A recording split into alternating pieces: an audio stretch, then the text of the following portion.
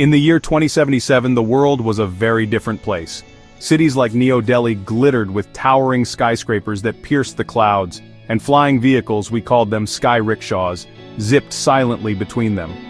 But beneath this shiny surface, something fundamental about being human had changed.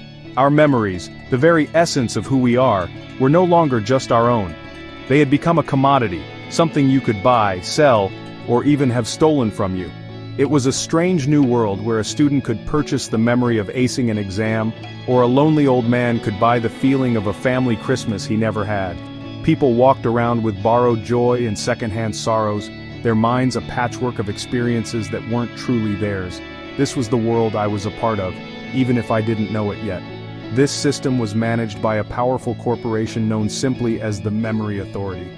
They had beautiful, clean clinics on every street corner, promising a better life through curated experiences. Feeling sad? You could sell that memory and buy a happy one. Want to learn a new skill?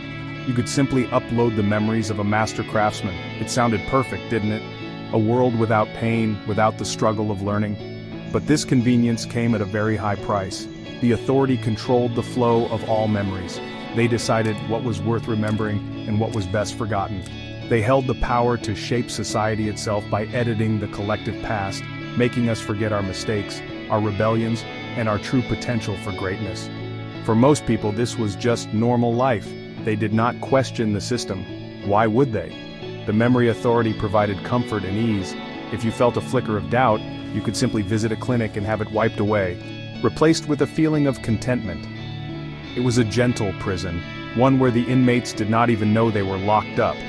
The vibrant, chaotic, and sometimes painful tapestry of human experience was being flattened into a single, monotonous, and approved pattern. History was no longer written by the victors. It was written by the highest bidder, and the Memory Authority owned all the shares. True, authentic life was becoming a rare and precious thing, a whisper in a world of loud artificial echoes. In this polished, controlled world, real feelings and genuine connections were becoming harder and harder to find. How could you trust someone when you knew their kindness might be a purchased emotion, a happy companion memory pack? How could you love someone when their affection might just be a temporary download? The lines between what was real and what was manufactured had blurred completely. People smiled with mouths that had forgotten how to form a genuine grin, their eyes holding a distant, vacant look. It was a world teetering on the brink, a society that had sold its soul for a moment of manufactured peace. And it was into this fragile artificial world that I would wake up, a ghost with no past. My world began not with a bang, but with a quiet, disorienting hum. I opened my eyes to a stark white ceiling, the air smelling sterile and unfamiliar like a hospital. My head was throbbing with a dull, persistent ache, a hollow feeling that went deeper than just physical pain. I sat up, my limbs feeling heavy and uncoordinated, as if they belonged to someone else. I looked around the small, minimalist room, a simple bed, a plain white table, and a window showing the dizzying heights of New Delhi. I knew the name of the city, but nothing else. I tried to remember how I got here, who I was, what I had for breakfast, but there was nothing. Just a vast, terrifying emptiness, a black hole where my life should have been. Panic began to crawl up my throat, cold and sharp. I looked at my hands, turning them over and over. They were my hands, I supposed, but they felt alien. I scrambled out of bed and rushed to the small mirror on the wall. The face staring back at me was that of a stranger, a boy of about 17 with dark, messy hair and wide, frightened eyes. My eyes. I didn't recognize him. The feeling was indescribable. It was like being a ghost in my own body. Who was this boy? What was his name? Did he have a family? Friends? I searched the void in my mind for a name, a face, a single memory to hold on to, but I found only silence. It was the deepest kind of loneliness, the feeling of being utterly and completely lost. My heart was pounding against my ribs like a trapped bird. I started patting myself down, searching my pockets for a clue, an identity card, anything. But my clothes were as generic as the room-plain gray trousers and a simple black shirt. And then I saw it. On the inside of my left wrist, inked in a sharp digital font, was a string of characters, EK734-M. It wasn't a tattoo, it looked more like a bioluminescent code, glowing faintly in the dim light. My fingers traced the strange symbols. Was this a serial number? A prison code? It felt important, a single solid object in the swirling chaos of my non-existent memory. It was the only thing I had that seemed to belong to me. The code felt like a key, but I had no idea what lock it was meant to open. The emptiness in my mind was not just a lack of memory, it felt deliberate, like a clean slate that had been wiped with purpose. A chilling thought surfaced. What if my memories weren't just gone? What if they had been taken from me? The idea was terrifying, but it also sparked something else within me. A flicker of determination. This code on my wrist was my only lead, my only connection to the person I used to be. I had to find out what it meant. I had to find myself. With my heart still hammering, I knew I couldn't stay in that sterile room. I had to go out into the glittering, dangerous city and find some answers. Stepping out of the building was like stepping onto another planet. The sheer scale of New Delhi was overwhelming. The air hummed with the sound of thousands of sky rickshaws and giant holographic advertisements that flickered across the faces of buildings, promising perfect memories and flawless lives. People rushed past me, their faces illuminated by the glow of their personal datapads, their expressions distant and preoccupied. I felt small and invisible, a ghost adrift in a sea of strangers. My fear was a cold knot in my stomach, but the code on my wrist, EK734-M, gave me a strange sense of purpose. It was my only anchor in this bewildering new reality. I had to start somewhere, but where? I wandered aimlessly through the crowded streets, my head spinning from the sensory overload. Every face was a blank to me. I scanned the crowds, hoping for a flicker of recognition, a sign that someone knew me. But there was nothing. It was then that I saw her. She was standing near a noodle stall, arguing with the vendor droid. She had dark, intelligent eyes and a streak of defiant blue in her black hair. There was something about her, an intensity that cut through the apathy of the crowd. And then, a phantom feeling washed over me, a faint, ghostly echo of a memory. It was like hearing a familiar song from a very distant room. I knew her, I was sure of it. Gathering every bit of courage I had, I walked towards her. My heart was thumping. "Excuse me," I said, my voice sounding weak and shaky. She turned, her brow furrowed with irritation from her argument with the droid. "What?" she asked, her tone sharp. I hesitated, feeling foolish. I think I know you," I managed to say. "Do you know me?" Her eyes scanned my face, cold and analytical. There was no warmth, no recognition, just a blank, dismissive stare. "Never seen you before in my life," she said flatly, turning her back on me to pay for her noodles. The flicker of hope I had felt was extinguished in an instant, leaving me feeling more lost than ever. The rejection hit me like a physical blow. I stumbled back, the noise of the city fading into a dull roar. Was I wrong? Was that feeling of familiarity just a trick of my broken mind? I looked down at my wrist, at the glowing code. EK734-M. On a desperate impulse, I called out to her again. "Wait, my name. I think my name is Kale." The name had just popped into my head, unbidden. It felt right. The girl stopped, her back still to me. She was silent for a long moment. Then, without turning around, she said, "That name means nothing to me. Leave me alone." And with that, she grabbed her food and disappeared into the throng, leaving me standing alone with a new name and the bitter taste of disappointment. Dejected and confused, I found a quiet alleyway to catch my breath.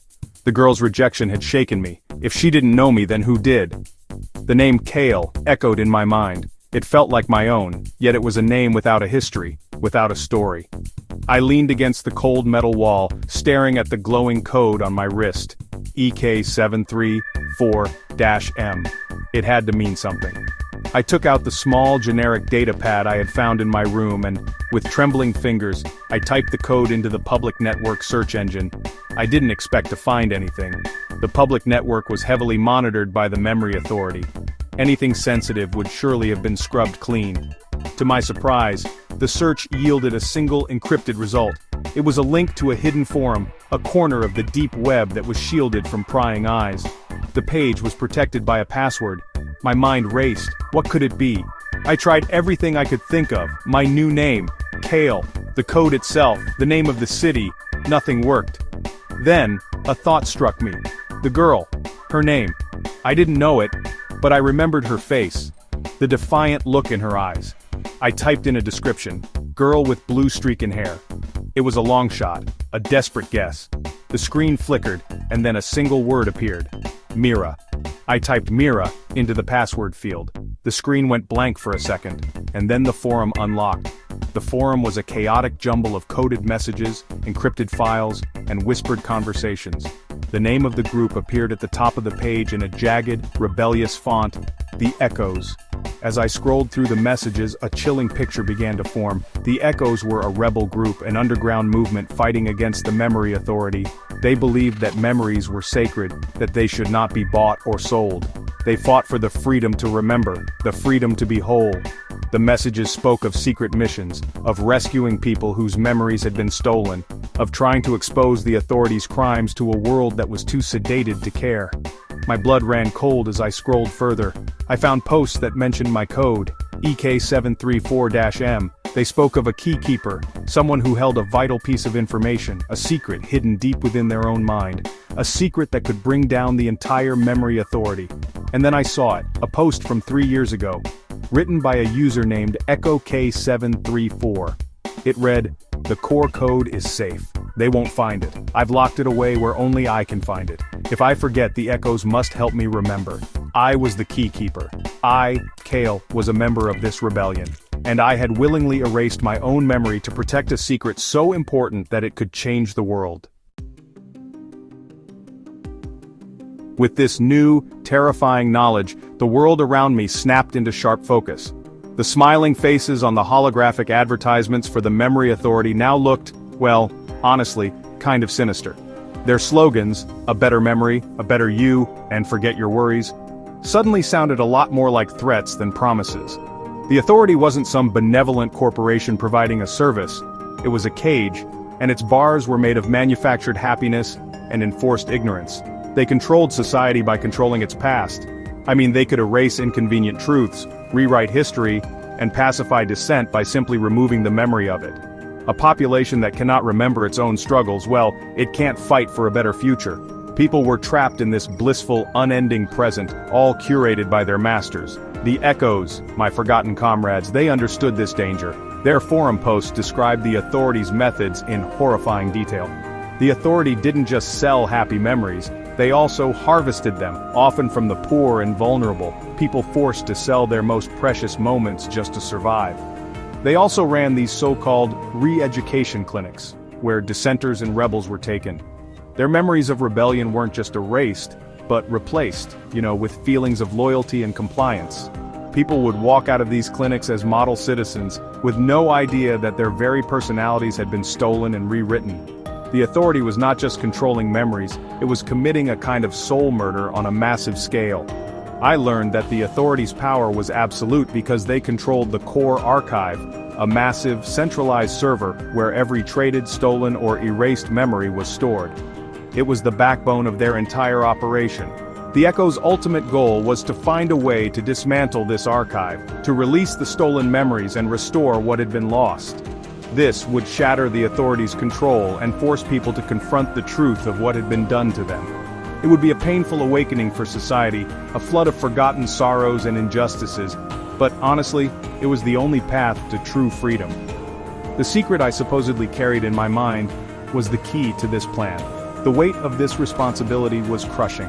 I was a 17-year-old boy with a 3-year hole in his life, and somehow, the fate of the world rested on me remembering something I had deliberately forced myself to forget. The Memory Authority, with its vast resources, its army of enforcers, and its ability to manipulate minds, was now my enemy. The forum warned that the Authority was actively hunting for the key keeper. They knew someone held the secret, even if they didn't know it was me. My anonymity was my only shield, but it was a fragile one. Every moment I spent out in the open, every person I spoke to, was a risk. I was a walking target, and the hunters were everywhere.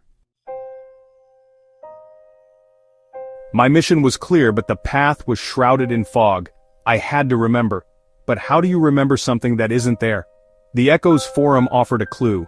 They believed that powerful emotions and significant locations could act as triggers, creating memory ripples that could bypass a mental block. My forgotten self, the clever rebel Kale, must have known this. He would have left a trail of breadcrumbs for me to follow, a path of personal landmarks that could jog my fractured memory. I had to retrace my own steps, to walk through the ghost of my past life and hope that something would stick. My first and only lead was the girl who called herself Mira. My gut feeling about her was too strong to be a coincidence. I started by going back to the noodle stall where I had first seen her. I spent hours there just watching the crowds trying to absorb the atmosphere. I ate the same spicy noodles she had ordered, hoping the taste might trigger something. For a long time, there was nothing but the noise and the smells of the city. Then, a faint image flickered in my mind's eye. It was a flash of blue, the same shade as the streak in Mira's hair. It was a graffiti tag, a stylized E for echoes, spray-painted on a wall. It was gone as quickly as it came, but it was the first real piece of my past I had managed to grasp. I knew then that Mira was not just a random person. She was connected to the echoes and to me. Using the public network on my datapad, I cross-referenced the location of the noodle stall with known graffiti spots in the area. The search led me to an old, abandoned warehouse district by the river, a place the shiny new Neo Delhi had left behind. The district was a maze of decaying buildings and dark alleys, a perfect hiding place for a rebellion. As I walked through the desolate streets, a strange sense of familiarity washed over me. I felt like I had walked these paths before. I saw a faded blue E on a brick wall, the same one from my vision. My heart quickened. I was on the right track. This was our territory. This was Echo's ground. Inside one of the larger warehouses, I found what looked like a makeshift headquarters. There were old tables covered in electronic parts, maps of the city with markings on them, and sleeping bags scattered on the floor. It was empty now, abandoned in a hurry. On a central table, I found a data chip. I plugged it into my pad and a video file played. It was a recording of me, the Kale from 3 years ago. He looked confident, determined. He was talking to the camera, leaving a message for his future amnesiac self. "If you are watching this, it means the plan worked," he said. "The authority is looking for you. You can't trust anyone, not even her. The key is not a code or a file, it's a place. Remember the Sky Garden, remember what we lost there." The message from my past self left me reeling. Trust no one, not even her. He had to be talking about Mira, the one person I thought could be my ally, the one solid link to my past, was now a potential enemy. Why would my past self warn me against her? Was she a traitor? Had she betrayed the echoes? Or was this some kind of test? My mind was a mess of conflicting emotions. The instinct that drew me to her was powerful, a deep-seated feeling of connection. But the warning from the old Kale was direct and chilling. In a world where memories could be manipulated, trusting my own feelings was a dangerous gamble. I had to find her again. The warning made it more urgent than ever. I needed to confront her, to look her in the eye and decide for myself if she was a friend or a foe. The message mentioned the Sky Garden. It was one of Neo Delhi's most famous landmarks, a massive botanical garden suspended between 3 of the city's tallest towers. It was a public space, always crowded, a perfect place to meet, or to hide in plain sight. I had a feeling she would be there. It felt like the next step in the trail of breadcrumbs my former self had laid out for me. My journey was no longer just about recovering my memories, it was about navigating a web of lies and broken trust. I found her standing by a railing overlooking the city, the wind whipping the blue streak in her hair. She wasn't surprised to see me. It was as if she had been waiting. "You found the warehouse," she said. It wasn't a question. "My past self left a message," I replied, my voice tense. "He told me not to trust you." Mira didn't flinch. She just stared out at the sprawling city below, her expression unreadable. "The old Kale was smart," she said quietly. "He was also paranoid. He knew that if he was captured, the authority could use his memories of me to get to the rest of the echoes. He was protecting us." Her explanation made a twisted kind of sense. In our world, caring about someone made them a liability, a weakness that the enemy could exploit. The warning might not have been about betrayal, but about protection. "So you are one of them? An echo?" I asked. She finally turned to look at me, and for the first time I saw a flicker of emotion in her eyes, a deep, weary sadness. "I was," she said. "We all were. Before everything fell apart, before you disappeared." Her words hung in the air between us. She was not the cold stranger from the noodle stall. She was someone who had lost something, just like me. My instinct screamed that I could trust her, but the logical part of my brain, the part that had heard my own warning, urged me to be careful. "What happened here?" I asked, my voice barely a whisper. "What did we lose at the Sky Garden?" Mira's gaze drifted towards a memorial plaque on the garden wall. It was dedicated to the victims of a tragic structural failure that had happened 3 years ago. Dozens of names were etched into the polished metal. "The Memory Authority called it an accident," Mira said, her voice laced with bitterness. "It wasn't. It was a peaceful protest. We had organized a rally here to expose one of their memory harvesting operations. They knew we were coming. They sabotaged the support structure. These people weren't victims of an accident, they were murdered. And then the authority erased the memory of the event from almost everyone who witnessed it. A jolt went through me, sharp and painful, like an electric shock to the brain. A memory broke through the fog. Not a full memory, but a fragment, a sensory echo. I could feel the sun on my face, hear the sounds of a crowd chanting slogans, the smell of the flowers in the garden, and then, a sound. A terrible grinding screech of metal, followed by screams. I saw a face in my mind, a young boy with bright, hopeful eyes, holding a sign. He was standing right next to me, then he was gone. The memory vanished, leaving me breathless and shaking, a profound sense of loss washing over me. "My brother!" I gasped, the words coming out before I even realized what I was saying. My younger brother was here. Mira nodded slowly, her eyes filled with a shared pain. His name was Ren. He was only 14. He believed in our cause. He believed in you, Kale. The truth hit me with the force of a physical blow. The secret I was protecting wasn't a password or a data file. It was a memory. The raw, untampered memory of the Sky Garden massacre. I was the last living witness who held the true, unedited memory of the authorities' greatest crime. While they had wiped the event from the public consciousness, they couldn't erase it from me because I had locked it away in the deepest part of my own mind, behind a wall of amnesia. My memory was the key. It was the undeniable proof that could expose the authority for the murderers they were. This was why my past self had done it. He hadn't just erased his memory to protect a code, he had erased it to protect the truth. The trauma of losing Ren, combined with the importance of the memory itself, was the lock. The emotional journey of rediscovery was the key. He knew that only by retracing his steps, by feeling the echoes of his past, could he unlock the memory in its purest, most powerful form. The memory authority could manipulate data, but they couldn't replicate the raw, emotional truth of a personal memory. My grief, my loss, my love for my brother, that was the weapon they could never build, and the one thing that could bring them down. With the final piece of the puzzle in place, everything changed. The memory of the massacre came flooding back, not as fragments, but as a clear, horrifying picture. I remembered the faces, the sounds, the terror, and the crushing grief of losing Ren. The pain was immense, but within it, there was also strength. The memory authority had tried to bury their crime, but now, it was about to be unearthed. "What do we do now?" I asked Mira, my voice steady and clear for the first time. The fear was gone, replaced by a cold, hard resolve. I was no longer a lost boy. I was Kale, brother of Ren and a member of the Echoes. I had a promise to keep. Mira pulled out her data pad. The old Kale had a contingency plan, a dead man's switch. If you could unlock the memory, you could broadcast it.